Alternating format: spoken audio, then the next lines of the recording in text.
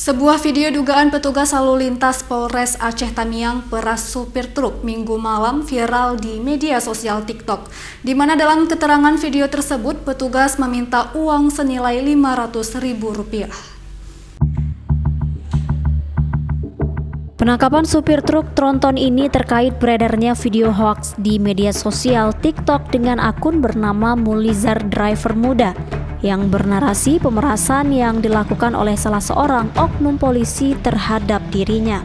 Kepada petugas, supir truk tersebut mengaku sengaja merekam video untuk laporan kepada pemilik perusahaan tempat ia bekerja, lantaran telah ditilang polisi karena membawa muatan yang melebihi tonase dan harus membayar tilang elektronik sebesar Rp500.000. Video tersebut diposting oleh rekannya sesama supir di perusahaan yang sama dengan narasi petugas kepolisian meminta uang senilai Rp500.000 agar tidak ditilang.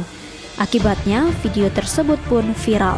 Aku pertama kali aku video apa itu, aku bikin snap WA, aku kena tilang di apa nih. Tujuannya apa untuk mengirim video ke kawan itu? Oke, tahu aku ditilang. Bukan ada tujuan yang lain. Ada. Dimintain sama dia videonya tersebut, kemudian oleh si Mulizar ini diupload di TikTok dengan bahasa bahwa ada supir ditilang di Kuala Simpang dimintain duit Rp500.000. Akibat video hoax yang tersebar, supir truk tersebut menjalani pemeriksaan. Sementara rekannya yang mengupload video ke media sosial juga masih dalam pencarian petugas kepolisian. Dari Kabupaten Aceh Tamiang, Muhammad Alfi, iNews melaporkan.